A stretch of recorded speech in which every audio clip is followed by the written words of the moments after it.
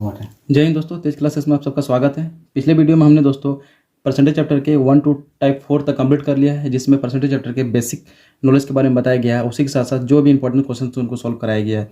इस वीडियो में हम टाइप 5 से शुरू करते हैं। अगर एग्जाम में थोड़े से क्वेश्चन के लेवल को हाई किया जाए तो यहाँ से क्वेश्चन देखने को मिलेंगे।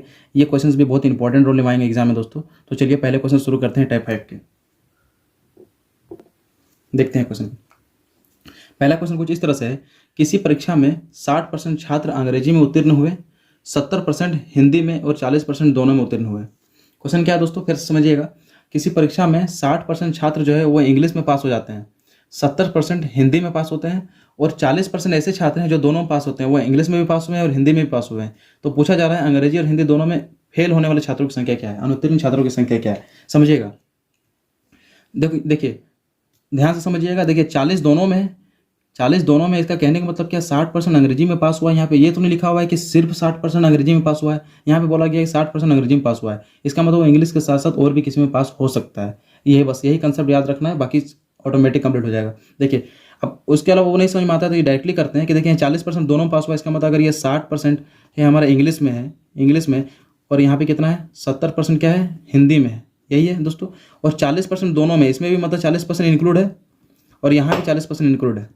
अगर 40% दोनों में पास हुआ है, 40% दोनों में पास हुआ, इसका मतलब क्या है, इंग्लिश में भी और हिंदी दोनों में 40% पास हुआ है। अगर यहाँ भी 40% इंक्लूड है, मतलब एक्चुअल में 20% पास हुआ है इंग्लिश में, और यहाँ पे एक्चुअल में कितना 30% पास हुआ है हिंदी में। सिर्फ हिंदी में पास होने वाले बच्चों की संख्या अगर पूछा जाए तो कितना होगा, 30%, और सिर्फ इंग्लिश में पास होने वाले बच्चों की संख्या पूछा जाए तो कितना होगा, 20%। बस यही बात आपको समझना था। फिर से बात करते हैं, क्या था, इंग्लिश में 60% और हिंदी में 70% बच्चा पास हुआ था, और दोनों में मिलकर 40% पास हुआ था, मतलब 40 इसमें भी इंक्लूड है, 40 इसमें भी इंक्लूड है। तो एक्चुअल में सिर्फ इंग्लिश में पास होने वाले बच्चों की परसेंटेज क्या थी, वो थी 20%। हम क्या किया, 60 में 40 माइनस कर दिए। यहाँ पे सिर्फ हिंदी में पास करने वाले बच्चों का अगर एग्जाम में पूछा जाए तो आप क्या कीजिएगा, 70 में 40 को माइनस कीजिएगा, 30% सिर्फ हिंदी में। तो क्या पूछा गया दोस्तों कि अंग्रेजी और हिंदी दोनों में फेल होने वाले छात्रों की संख्या क्या होगा। तो पास एक्चुअल में कितना हुआ है, ये 20, ये 40, मतलब ये पास हुआ है इंग्लिश में, ये दोनों में, और ये हिंदी में। तो टोटल कितना हो गया, 40, 20, 60, और 60 और 30, 90। क्या किए, 20% इंग्लिश का प्लस दोनों का कितना लिए हैं, दोनों में जो पास हुआ है कितना हो गया हमारा 40%, और प्लस क्या कर दिए हैं, हिंदी का ले लिए हैं, वो कितना है हमारा 30%। इस तरह से हमारा कितना आया 90%। इसका मतलब टोटल पास हुआ है कितना, 90% बच्चा पास हुआ है। ये कितना है, पास है। अब एक सब्जेक्ट में पास हुआ है, 2 में हुआ है, ये बात की बात है, लेकिन इतना पास है, ठीक है। कोई ना कोई सब्जेक्ट में पास किया है। 90% ऐसा बच्चा है जो एकदम, और तो 10% बच्चा ऐसा है जो सब्जेक्टली फेल है, किसी में पास नहीं किया है, ना हिंदी में पास किया ना इंग्लिश में पास किया है। वो कितना आंसर हो जाएगा हमारा, 10% हो जाएगा। ऑप्शन क्या होगा, ये होगा। फिर से समझते हैं बात को, क्या करना है, सबसे पहले इस रूल को इस्तेमाल करना है। 40% दोनों में दिया था, 40% को माइनस कीजिए। माइनस करने के बाद सिर्फ वाला आ जाएगा हमारा, सिर्फ इंग्लिश में सिर्फ हिंदी में पास हुआ, और एक बचा है दोनों में, तीनों को ऐड कीजिए, टोटल पास वैल्यू आ जाएगा। 100 में कोई भी चीज़ अपने आप में 100% होता है, पहले रूल से।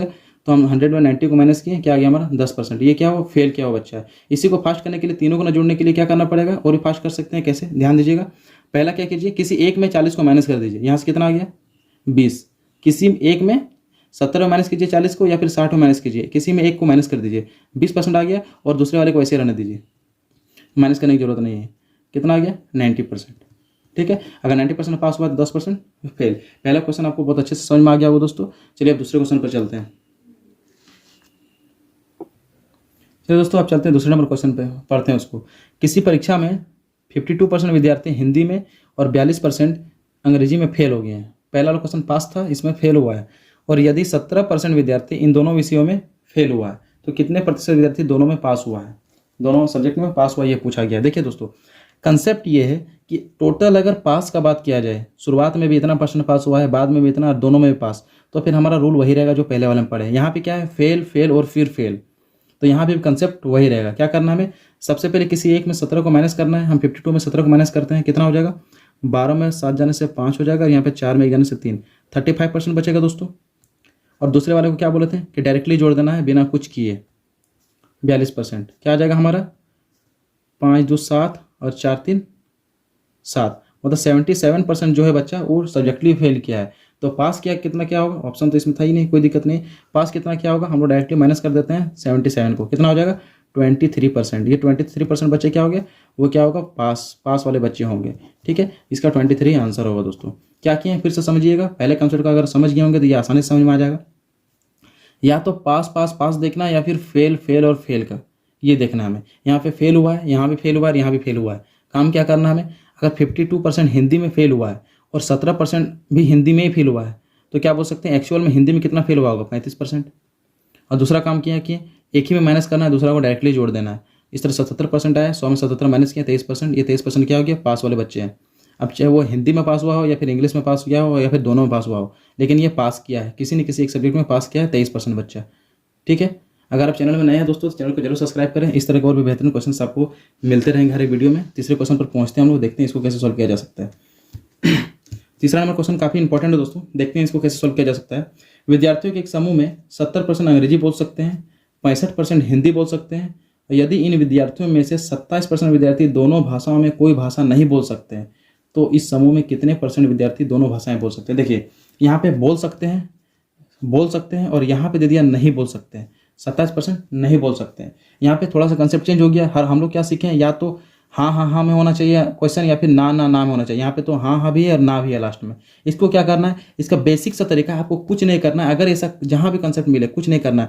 70% पहले दिया था उसको प्लस कर दीजिए 65% और प्लस कर दीजिए 27% जो नहीं दिया था। इन दोनों तीनों को ऐड कर दीजिए दोस्तों, जो भी आएगा उसके बाद आगे बढ़ते हैं। पहले ऐड करते हैं 7 5 12 का 2 हाथ में 1, 6 2 8 8 7 15 और 1 16, कितना % आ गया, 162%। दोस्तों अब क्या करना है, हमने यही सीखा है कि परसेंटेज में हमेशा 100 शुरू में कितना होता है, 100% होता है। तो हम क्या करते हैं 162 में 100% माइनस कर देते हैं, क्या आएगा हमारा 62%। इसका मतलब यही हमारा आंसर होगा दोस्तों। कितने % विद्यार्थी दोनों भाषा बोल सकते हैं, तो हमारा 62% आंसर हो जाएगा। 62% ऑप्शन बी हमारा सही होगा। क्या किए फिर से समझिएगा, अगर इस तरह का कंसेप्ट का क्वेश्चन आपको मिले तो कुछ सोचना ही नहीं है, पहले बोल सकते हैं बाद में भी बोल सकते हैं और यहाँ पे नहीं बोलने वाले का दिया हुआ है। तीनों को जोड़िए, जितना आएगा 100 से माइनस कीजिए, आंसर मारिए, निकलिए, आपका आंसर एक्यूरेट होगा, सही होगा। ठीक है, आशा करता हूँ ये क्वेश्चन आपको समझ में आया होगा। आगे 4th नंबर क्वेश्चन को देखते हैं। ये टाइप थोड़ा सा चेंज हो सकता है, ध्यान से देखिएगा इसको। किसी कक्षा में 72% विद्यार्थियों ने जीव विज्ञान लिया, साइंस लिया हुआ है, ठीक है, और बायोलॉजी लिया हुआ है, ठीक है, और 44% ने गणित ले लिया है।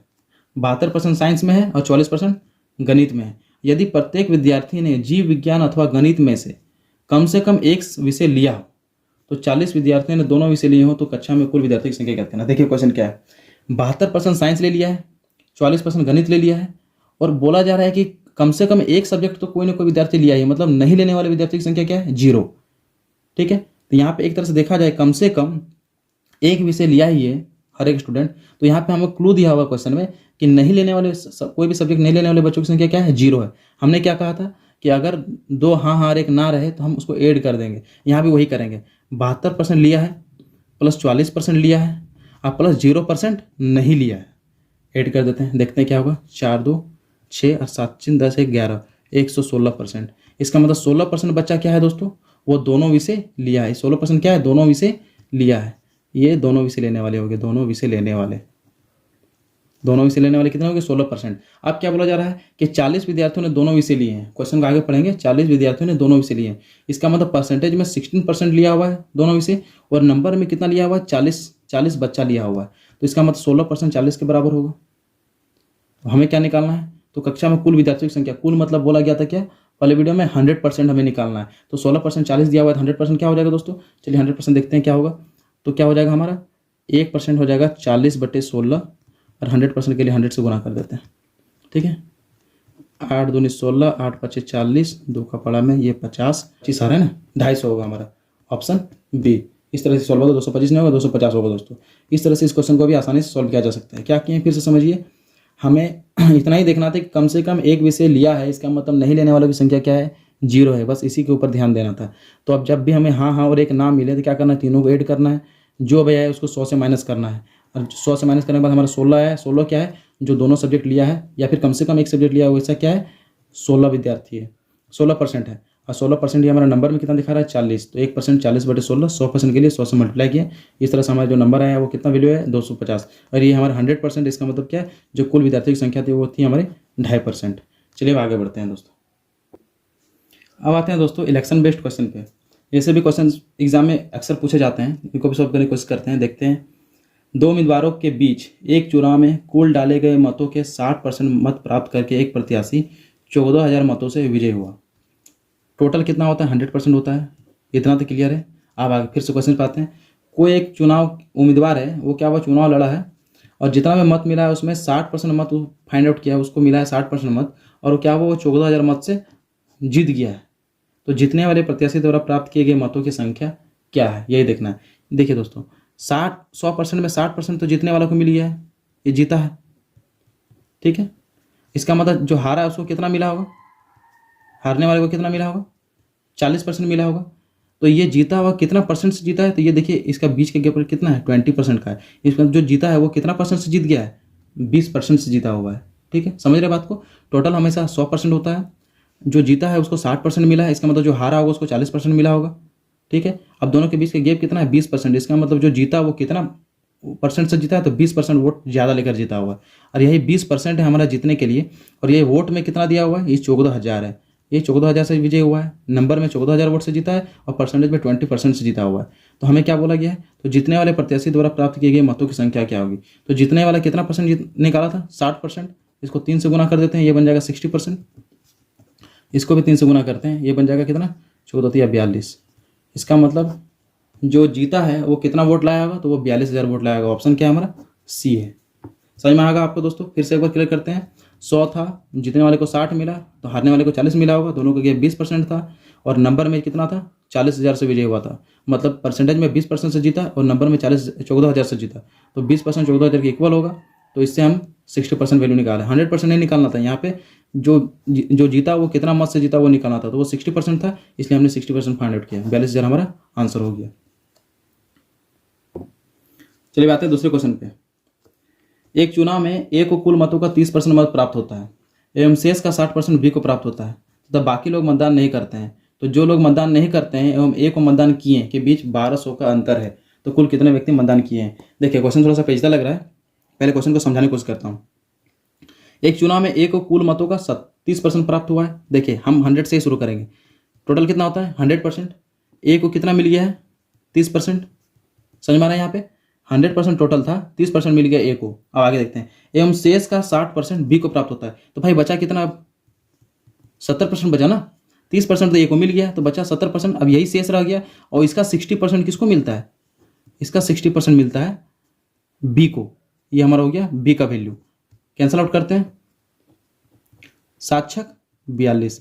इसका मतलब बी को कितना परसेंट मिला है, 42% मिला है। फिर से समझिए, 100% टोटल था, ए को 30% मिल गया, मतलब शेष बचा होगा 70%। और 70% का 60% किसको मिलता है, बी को मिलता है। सॉल्व किया है 42%। इसका मतलब बी को कितना वोट मिला होगा, टोटल का 42% मिला है। और उसके बाद आगे क्वेश्चन क्या बोला जा रहा है, अब बाकी लोग मतदान नहीं करते हैं। तो देखते हैं 30 और 42 कितना हो गया, 72% हो गया। टोटल मतदान कितना हो गया, 72%। तो बचा कितना, 72 8 80, मतलब 28%। जो मतदान नहीं करते हैं वो कितना हो गया, 28%। ये मतदान नहीं करते हैं, मतदान नहीं करते हैं, कितना हो गया, 28%। अब आगे क्वेश्चन पढ़ते हैं। जो लोग मतदान नहीं किए एवं ए को मतदान किए के बीच 1200 का अंतर है, मतलब नहीं करने वाले और ए के बीच का डिफरेंस देखा जा रहा है। ए का डिफरेंस हमारा कितना, ए का कितना था, 30% वोट मिला था और मतदान नहीं किया 28%। दोनों के बीच का डिफरेंस कितना है दोस्तों, 2% का। और यही नंबर्स में कितना है हमारा, 1200 का अंतर दिखा रहा है। 2% कितना दिखा रहा है, 1200। हमें क्या पूछा गया, तो कुल कितने व्यक्ति मतदान किए हैं। तो कितना व्यक्ति मतदान किया था हमारा, 72%। कितना किया था, 72%। तो 72% निकालते हैं, 1% कितना हो जाएगा, 1200/2, तो 72% हो जाएगा। 72 से मल्टीप्लाई कर देते हैं इसको, 36 दूनी 72 हो जाएगा। मल्टीप्लाई करते हैं, 12×6 72, 12×6 72 का 2 हाथ में 7 हो गया, 12 36, 36 और 7, 36 से 40, 36 4 40, 3 43, 43,200। 43,200 जो हमारा आंसर आया, यही हमारा होगा कि कुल कितने व्यक्ति मतदान किया। तो 43,200 व्यक्ति मतदान किया है। ऑप्शन हमारा क्या हो जाएगा, बी हो जाएगा। फिर से समझिए दोस्तों, 100 टोटल था, ए को 30% मिला, मतलब शेष बचा होगा 70%। क्वेश्चन कह रहा है कि बी को शेष का 60% मिला है, तो शेष का 60% निकाल दिया हम, आया 42%। बी को 42% मिला है, मतलब टोटल कितना मतदान किया हुआ है, तो टोटल 72% मतदान किया है। टोटल ये हो गया हमारा, ये हो गया हमारा टोटल 72% वोट हुआ है। अब बोला जा रहा है कि अगर 72% वोट हुआ है तो कितना वोट नहीं हुआ है, तो 28% वोट नहीं हुआ है। क्वेश्चन आगे था कि जो वोट नहीं हुआ है और ए को जो वोट दिया है उनके बीच का डिफरेंस 1200 का है। रेशियो हम परसेंटेज में देखें इनका रेशियो कितना, सॉरी परसेंटेज में देखें कितना का डिफरेंस इसमें, 2 का डिफरेंस है। तो 2 दिखा रहा है 1200, एक दिखाएगा 1200/2 और 72% हमें फाइंड आउट करना था। तो 72% क्या हो गया, मल्टीप्लाई कर दिए, इससे आया क्या 43,200। इस तरह हमारा जो टोटल वोट होगा, जो मतदान किया है वो होगा 43,200। चलिए दोस्तों आते हैं अब अगले क्वेश्चन पे। अगला क्वेश्चन कुछ इस तरह से है, चीनी के मूल्य में 20% की कमी हो जाने से एक उपभोक्ता 120 रुपये में 3 किलोग्राम चीनी अधिक खरीद सकता है। तो चीनी का प्रारंभिक मूल्य क्या है? मोस्ट इंपॉर्टेंट क्वेश्चन है दोस्तों, देखते हैं इसको कैसे सोल्व कर सकते हैं। देखिए वो डिफरेंस हम लोग शुरू से पढ़ते आ रहे हैं, वही डिफरेंस का यहाँ भी काम होने वाला है। देखिए क्या है, 20% का कमी हुआ है, 120 रुपया में खरीदा जा रहा है, लेकिन क्या हो रहा है कि 20% कमी होने के कारण 3 किलोग्राम चीनी अधिक खरीद सकता है। मतलब जब 20% कम हुआ है दोस्तों, तभी तो 3 किलोग्राम चीनी वो अधिक खरीद रहा है। इसका मतलब कहीं ना कहीं 20% का 3 किलोग्राम चीनी से कोई ना कोई रिलेशन है। 20% कम हुआ है तब 3 बढ़ा है, तो मतलब 20% दिखा रहा है 3, तो 100% क्या आ जाएगा दोस्तों हमारा, गुना 5 करते हैं, 100% क्या आ जाएगा हमारा 15 kg।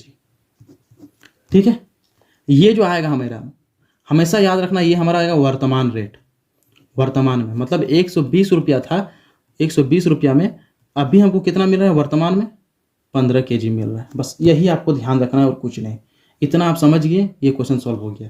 क्या किए फिर से देखिए, 20% का कमी हो रहा था तब 3 kg बढ़ रहा था।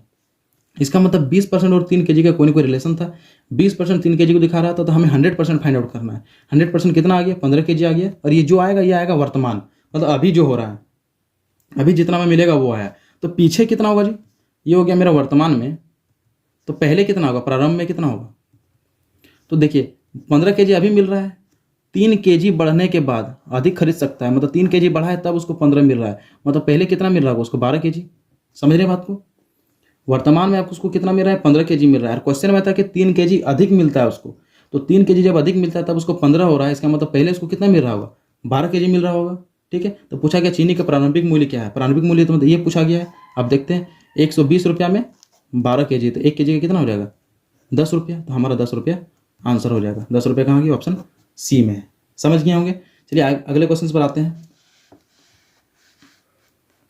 देखिए आमों के मूल्य में 20% की वृद्धि हो जाने से एक व्यक्ति को 40 रुपये में 4 आम कम मिलते हैं। यहाँ भी वही फंडा है, 20% बढ़ गया है तो 4 आम कम मिल रहा है। देखिए बढ़ा घटा आपको नहीं देखना है, आपको देखना है कि परसेंट में देखना है, ये नंबर्स को देखना है, नंबर्स के वैल्यू को देखना है।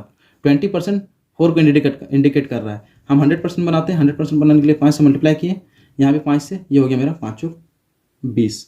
मतलब वर्तमान में वो कितना हो रहा है 20। अब देखिए 40 रुपये में काम हो रहा था, वर्तमान में उसको कितना मिल रहा है 20 आम मिल रहा है उसको। 40 रुपये में वर्तमान में 20 आम मिल रहा है, तो उसको पहले कितना मिल रहा होगा। देखिए अब यहाँ पे क्वेश्चन पे फिर से आते हैं, 4 आम कम मिलते हैं, मतलब अभी उसको 4 आम कम मिल रहा है। इसका मतलब पहले कितना होगा 24। बस यही ध्यान देना है आपको। इतना समझ गए, क्वेश्चन सॉल्व हो गया। यहाँ पिछले वाले क्वेश्चन में कुछ अलग था, यहाँ पे कुछ अलग है, डिफरेंट टाइप के क्वेश्चन को लिया गया। ध्यान से समझिएगा।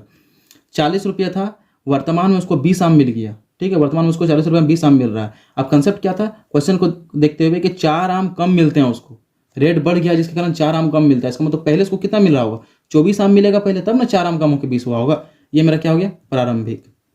अब आपको प्रारंभिक पूछे या फिर वर्तमान में पूछे, आप दोनों में से किसी भी तरह के क्वेश्चन को निकाल सकते हैं। ठीक है, अब यहाँ पे क्या पूछा गया है कि वृद्धि से पहले और वर्तमान दोनों मूल्य ज्ञात करें। दोनों ज्ञात करते हैं। ये 40/24 हो जाएगा प्रारंभिक के लिए, और 40/20 हो जाएगा वर्तमान के लिए। तो 20 दूनी 40। ठीक है, यहाँ पूछा गया वृद्धि से पहले और वर्तमान दोनों मूल्य ज्ञात करें 15 आमों का। ये भी ध्यान देना है, क्या पूछा है 15 आमों का। चलिए निकाल देते हैं। पहले प्रारंभिक के लिए इसको 15 से गुना कर देते हैं। प्रारंभिक निकालने के लिए 40/24, जैसे कि एक आम का रेट निकल गया और 15 से गुना कर दिए, अब 15 आम का निकल जाएगा। क्या करते हैं देखते हैं, 3 × 5 = 15, 3 × 8 = 24, 8 × 5 = 40, 25 × 25। मतलब प्रारंभिक में कितना मिल रहा होगा, 15 आम का रेट कितना होगा 25 रुपया। अब देखते हैं अब कितना हो सकता है, 40/20 ये वर्तमान के लिए, गुना कितना हो जाएगा हमारा 15 आम के लिए 15 से गुना कर देते हैं। 20 दूनी 40, 15 दूनी 30। दिखाई नहीं दे रहा होगा, देखते हैं यहाँ पे कितना आ गया, 15 दूनी 30। कैलकुलेटर से समझ में आ गया होगा आपको। इस तरह से क्या है, प्रारंभिक में 25 रुपया और बाद में वर्तमान में कितना हो गया 30 रुपया। ऑप्शन क्या है हमारा 25 और 30 का, 25 सही तो किया है ना, 25 और 30 का ऑप्शन हमारा नहीं है, मतलब 25 और 30 का ऑप्शन आपको लिखना पड़ेगा जो आंसर आएगा। इस तरह से दोस्तों परसेंटेज का टॉपिक बहुत ही अच्छी तरह से क्लियर होता है। हर एक टाइप के क्वेश्चन आप सीख चुके हैं। आप पिछले वीडियो नहीं देखें तो उसको भी जाके देखिए, आपका पूरा परसेंटेज अच्छी तरह से क्लियर हो गया है। एग्जाम में किसी भी तरह का क्वेश्चन पूछे तो आप आराम से सॉल्व कर लीजिए।